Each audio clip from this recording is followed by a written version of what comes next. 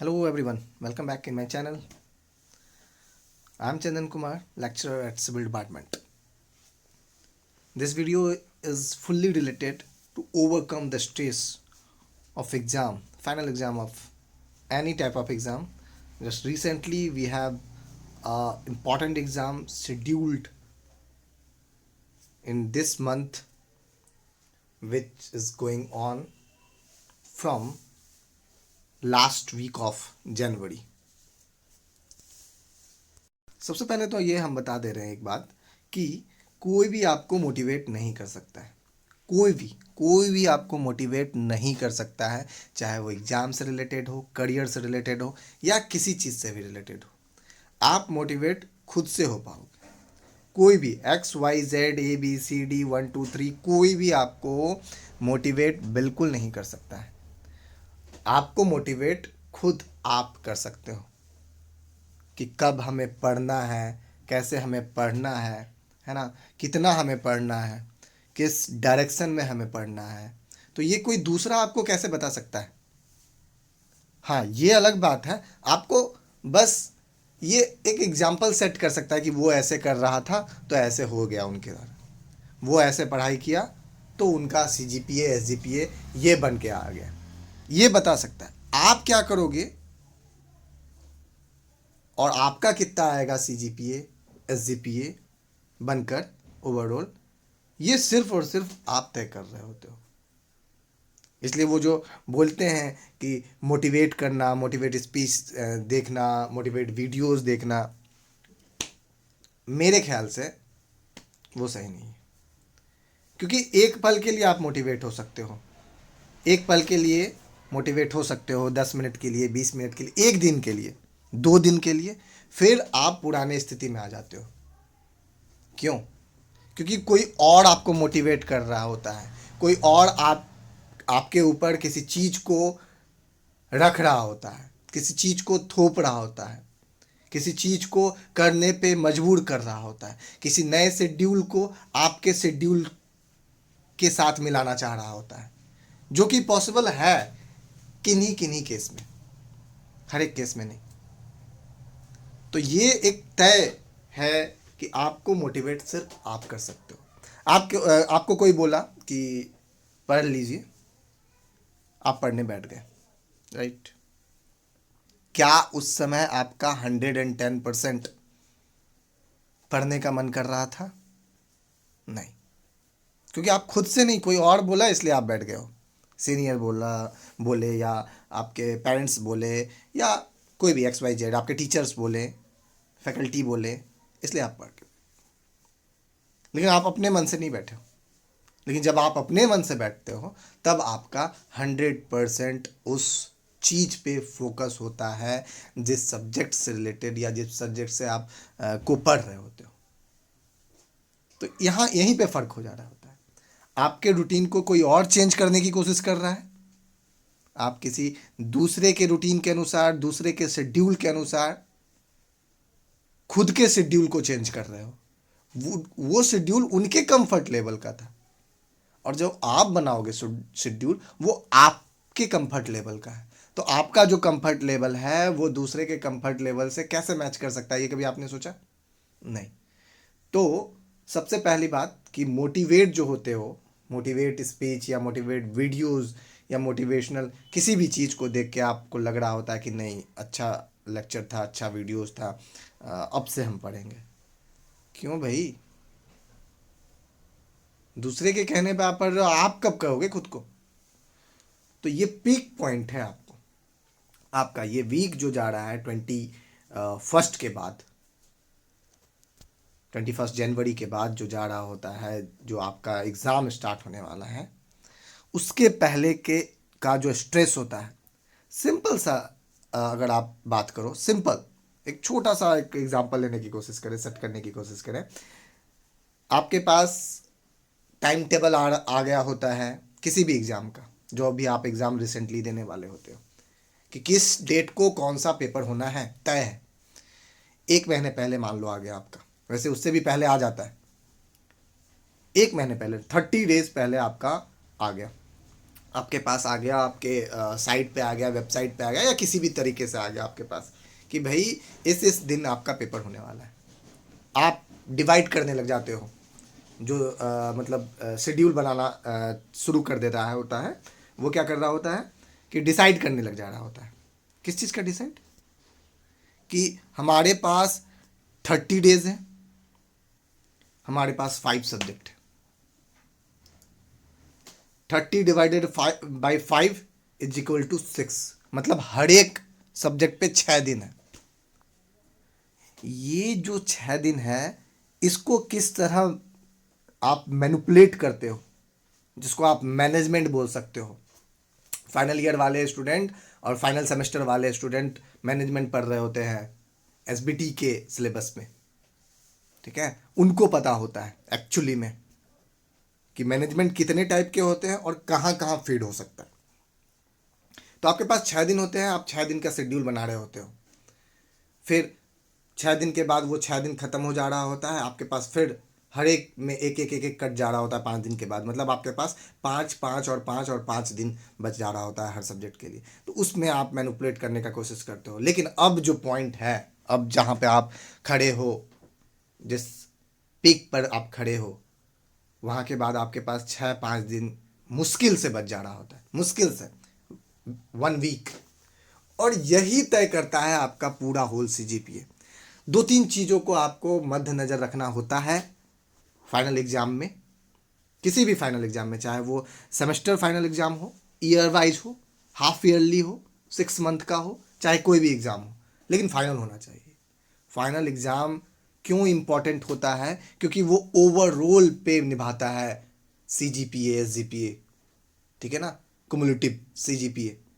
तो वो ऐसा नहीं है कि फाइनल ईयर में आप 6 सेमेस्टर में आप या 8 सेमेस्टर में आप क्या करो कि बहुत ज़्यादा नंबर ले आओ तो वही हो जाता है। ऐसा नहीं है, बिल्कुल नहीं है। 10th का एग्ज़ाम नहीं है ये, 12th का एग्ज़ाम नहीं है।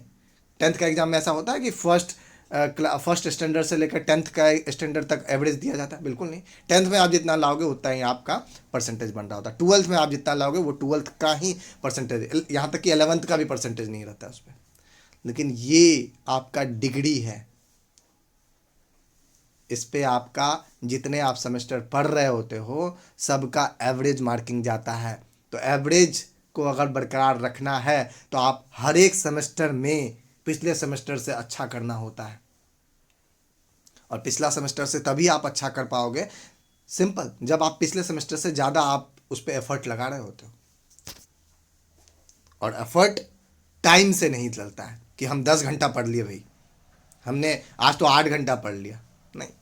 अगर टाइम के अनुसार अगर परसेंटेज बन रहा होता है तो सो सिंपल, आपके पास 24 आवर्स है, 5 to 6 आवर्स आप सो लिए, बाकी टाइम आप पढ़ाई पढ़ाई कर रहे हो, परसेंटेज आ जाएगा क्या? नहीं, बिल्कुल नहीं।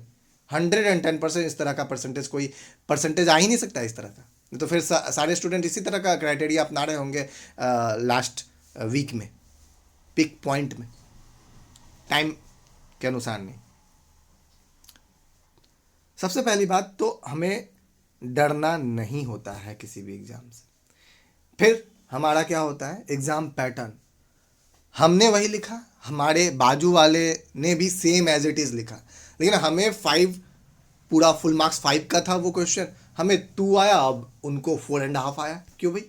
सेम चीज़ हमने भी लिखा, सेम चीज़ उसने भी लिखा। कहने का तात्पर्य ये है कि वे ऑफ प्रेजेंटेशन, आप अपने आंसर्स को कैसे प्रेजेंट कर रहे हो, चेकर जो होते हैं वो प्रेजेंटेशन को भी देख रहा होता है।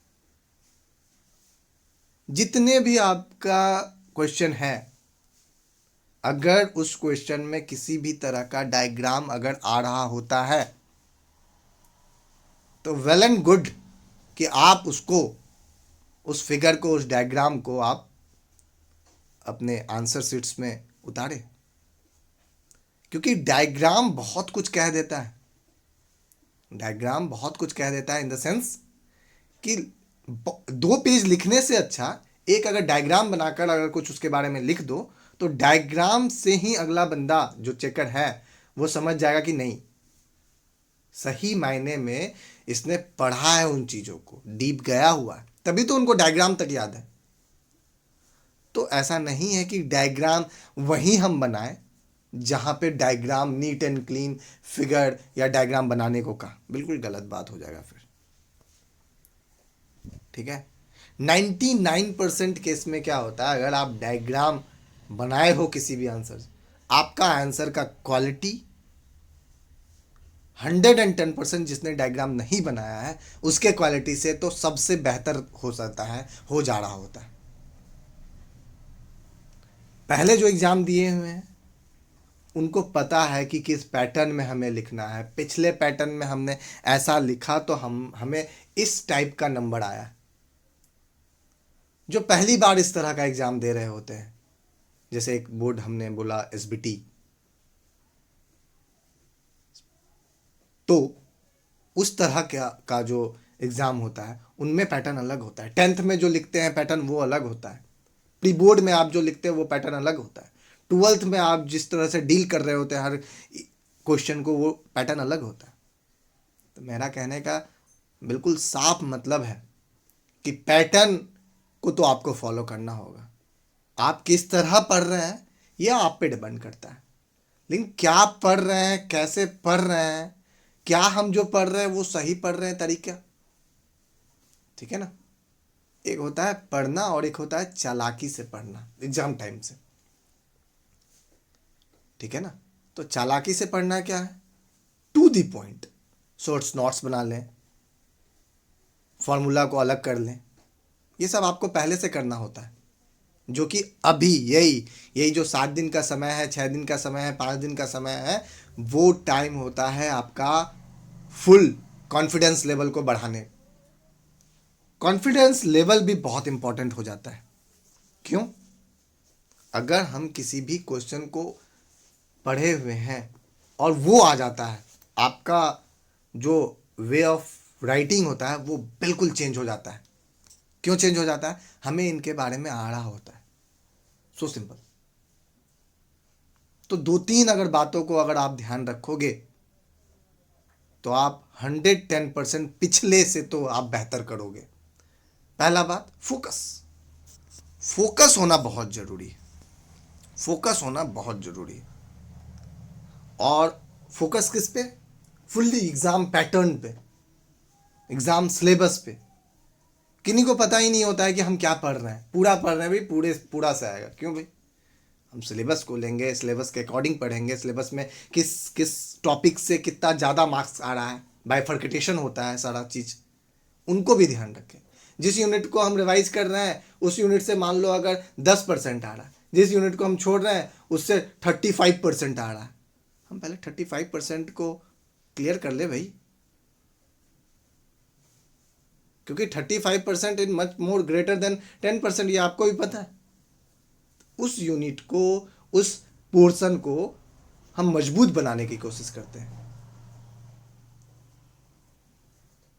कुछ चीज़ों को रिवाइज करते हैं, कुछ चीज़ों को प्रैक्टिस में लाते हैं। हम अभी अभी चर्चा कर रहे थे डायग्राम्स का। डायग्राम इतना इम्पोर्टेंट है नंबर को आपको बढ़ाने में, आपके आंसर्स बुक को के क्वालिटी को बढ़ाने में बहुत ही हेल्प कर रहा होता है। किसी भी तरह का डायग्राम जो क्वेश्चन से रिलेट कर रहा होता है, चाहे कोई भी सब्जेक्ट हो, कोई भी ब्रांच हो, सिविल, इलेक्ट्रिकल, इलेक्ट्रॉनिक्स, मैकेनिकल, कोई भी, ऐसा कोई ब्रांच ही नहीं है जिसमें डायग्राम ना हो। और इंजीनियरिंग पॉइंट ऑफ व्यू से डायग्राम की संख्या, नंबर ऑफ डायग्राम्स बढ़ जाता है। बिल्कुल स्ट्रेस नहीं लेना। स्ट्रेस हम क्यों लें? मेरे पास अभी बहुत टाइम है रिवाइज करने का, नए चीज़ों को पढ़ने का, पैटर्न को समझने का, डायग्राम को समझने का। और हमेशा याद रखिएगा कि जो क्वेश्चंस होता है वो आउट ऑफ सिलेबस रेयर, एकदम रेयर 0.0001% ही बन रहा होता है, जिसको हम नेगलेक्ट करके चल रहे होते हैं। तो सिलेबस के अंदर से पूछा जा रहा है और सिलेबस हमारे पास है, हम पढ़े हुए हैं सारी चीज़ों को, हमें पढ़ाया गया है सारी चीज़ें। हमें बस बिल्कुल ध्यान देना है कि रिवीजन में कोई कसर ना छूटे। जो पहली बार इस टर्मिनोलॉजी को आप एग्ज़ाम दे रहे हैं उनको भी ध्यान रखना है। कि पैटर्न को समझना होता है, और टाइमिंग वही है 180 मिनट्स, 180 मिनट। कैसे क्लियर करना है ऑब्जेक्टिव्स को, कैसे डील करना है ऑब्जेक्टिव्स को।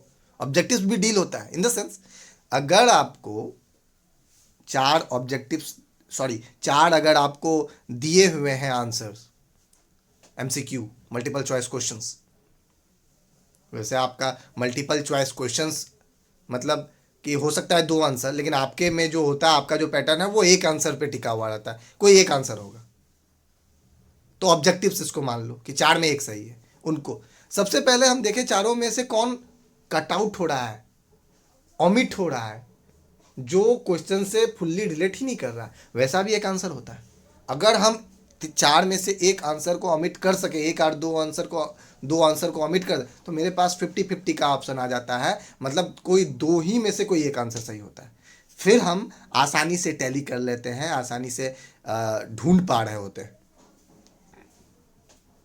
आंसर्स को।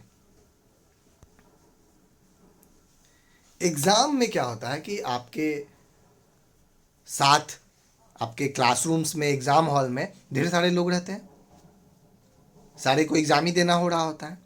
दूसरे को देख के ऐसा कभी फील नहीं करना होता है कि शायद उनके लिए ये आसान क्वेश्चन है, हमारे लिए बहुत टफ है। नहीं, बिल्कुल नहीं, ऐसा कभी ना सोचें। इस तरह का सोच आपको डीमोटिवेट करता है, आपके आंसर्स के क्वालिटी को घटाता है, आपके फोकस, ये 3 घंटा जो फोकस रहना है उसको भी ख़त्म करता है, मिनिमाइज करने की कोशिश कर रहा होता है। तो दूसरे को हम देखें ही नहीं, बिल्कुल दूसरा क्या लिख रहा है, क्या पैटर्न है उसका, हमें कोई मतलब नहीं होनी चाहिए। सबसे इंपॉर्टेंट बात उनके लिए हो जाता है जो पहली बार इस टर्मिनोलॉजी को समझ पा रहे होंगे।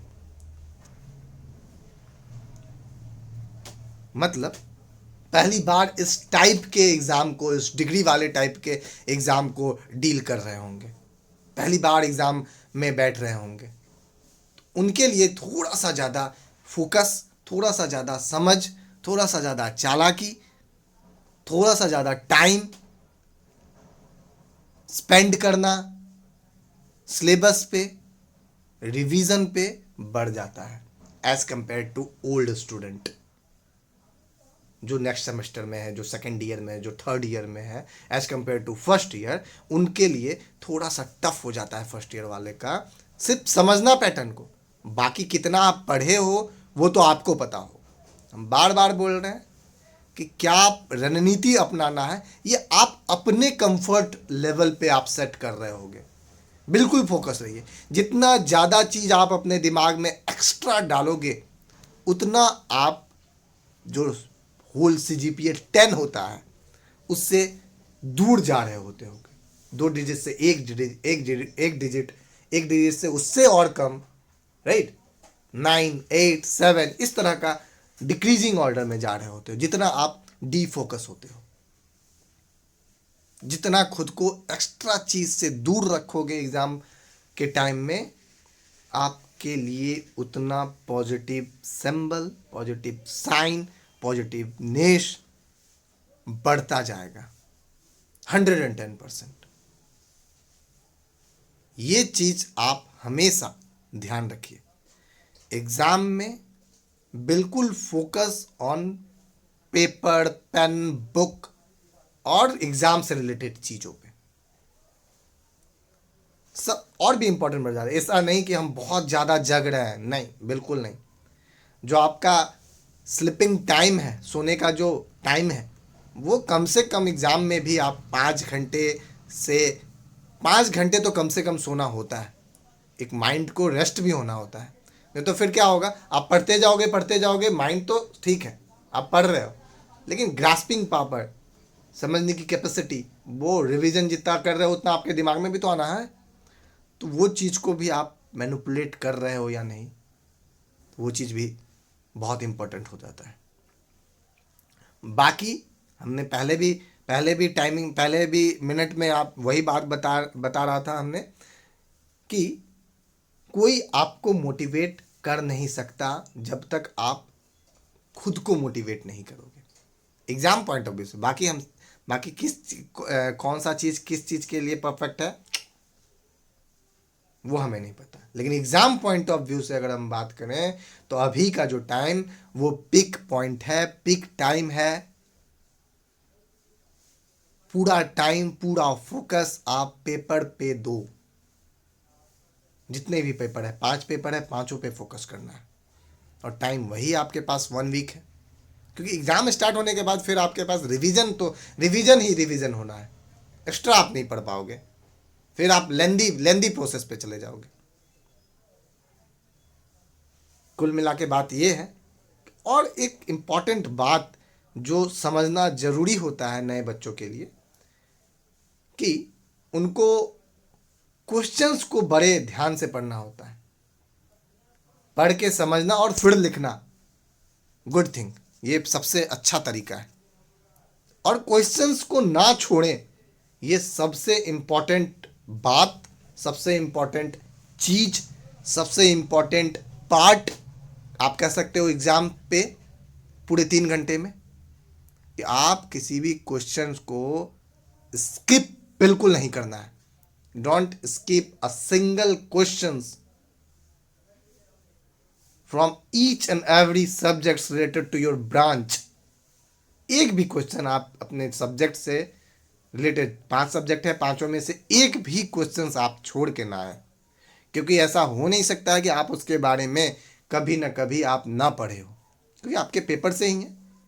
110% आपको पढ़ाया गया होगा, आप पढ़े होंगे, खुद से पढ़े होंगे, सेल्फ स्टडी में पढ़े होंगे, नोट्स में पढ़े होंगे, नेट पे पढ़े होंगे, आप पढ़े तो जरूर होंगे।